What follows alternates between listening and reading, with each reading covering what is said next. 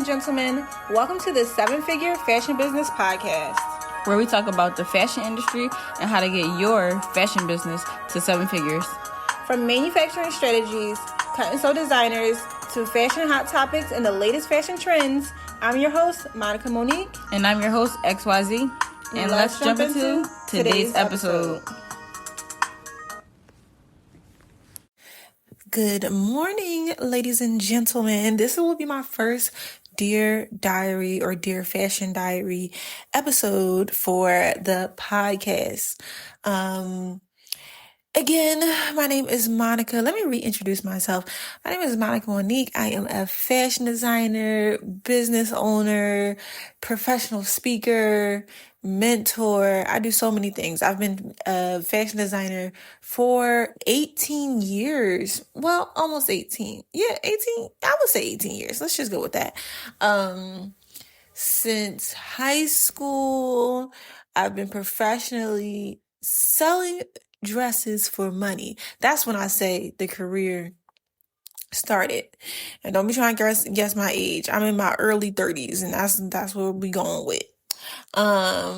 But this diary episode, I'm going to start off with how I would start off with my actual diary. So when I actually write in my journal, and I encourage you guys to do this as well, when I write in my journal or my diary, before I get into the things I'm struggling with or my day or complaints, I always start with gratefulness and thankfulness. So I start out with, thank you, God, for everything. Thank you for the clothes on my back, the food on my plate, the roof over my head, and everything in between. I am so grateful and thankful for my skills, my thoughtfulness, my path, my journey to abundance. I'm thankful for everything on this life path that I am on. So I always start with being grateful. And then I get into, now let's talk about this. So for me this week, this past week was interesting. So last week, one of my aunts passed away. So she was my mom's first cousin, and anybody in my mom's generation, I just call aunt.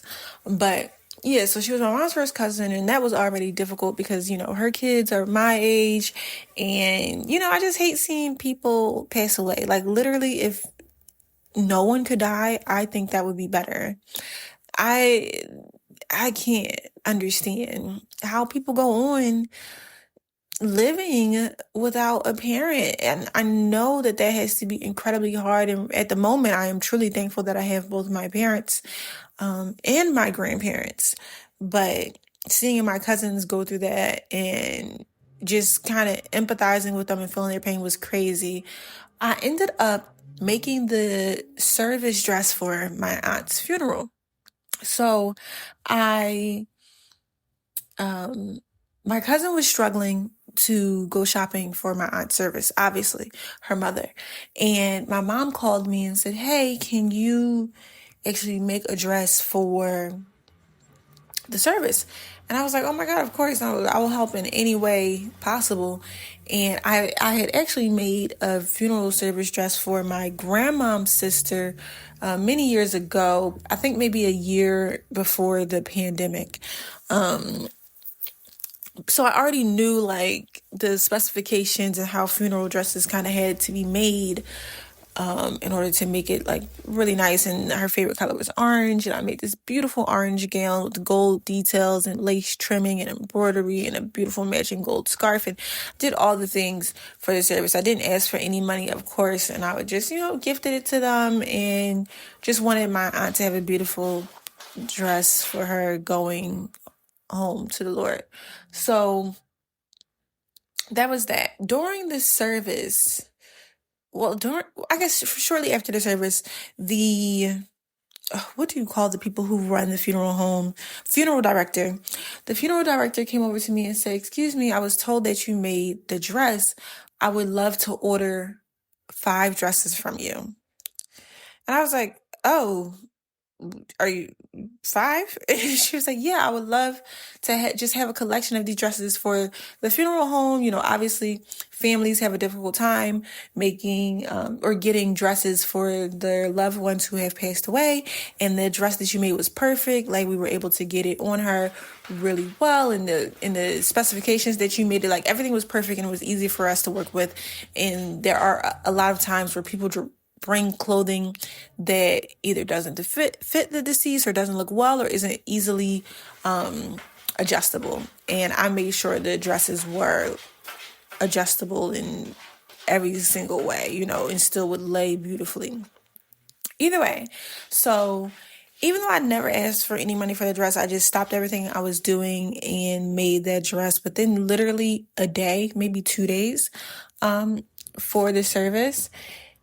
I still was able to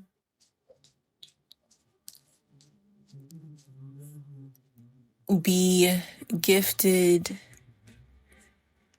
a order from that, an order that I wasn't expecting, money that I wasn't expecting. And my mom said, oh, maybe it's a gift from my aunt who passed. And I was like, maybe it is, but I just really, did it out the kindness of my heart, and I wasn't expecting anything. But now that I'm thinking about it, that was a difficult week for me. Like, I already had a really slow week in my store. It was a couple people that were meant to pay their deposits that didn't end up paying their deposits. And of course, I understand, obviously things are tough for a lot of people in America right now. So I didn't put it past them, but I just knew that week was really slow, and I wasn't going to get paid anything for the orders that I was working on that week, because people had either postponed their pickups or et cetera, et cetera. Either way, even without having I would say, funds that I would want to just drop everything and make a custom gown order, even without all that, I still dropped everything and made this custom gown order for my aunt's service. Mostly because it's my aunt and she deserves the world, even in her passing. And I do believe that everybody deserves the world in their passing, especially their family members and, the people who mean the most to them in the lives that they've impacted. I think it's really a beautiful thing to give them the going home service that they deserve. But yeah, so I wasn't expecting any money from it or order from it or anything to happen. I just wanted to make sure she looked beautiful for that service. And it turned into a 5-gown order. And when I tell you, the funeral director paid me within the hour after the service. Literally within an hour after the funeral service, I gave her a price. She paid it.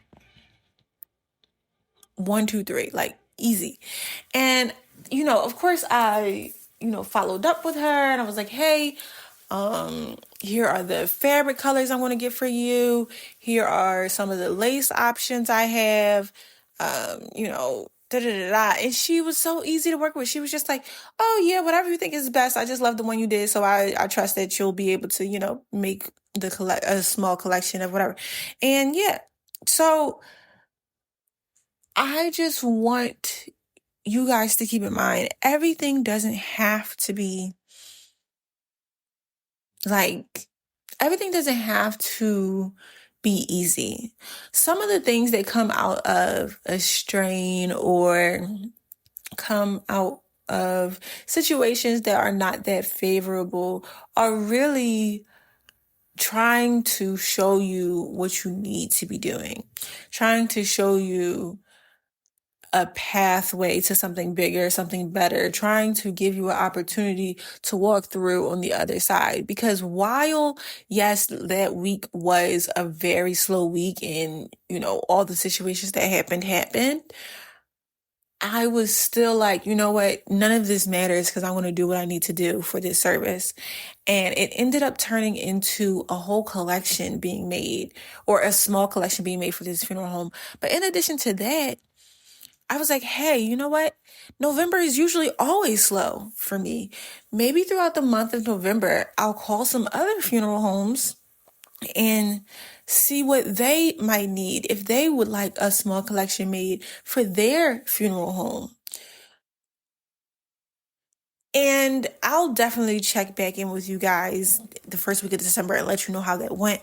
But I honestly think that me having done that week, and part of me being like, dag, should I pay for this expensive gold lace? Should I add this or whatever just because and every time I asked myself that, I was like, yeah, definitely, just pay for the expensive lace. She'll look more beautiful. It'll radiate on her skin.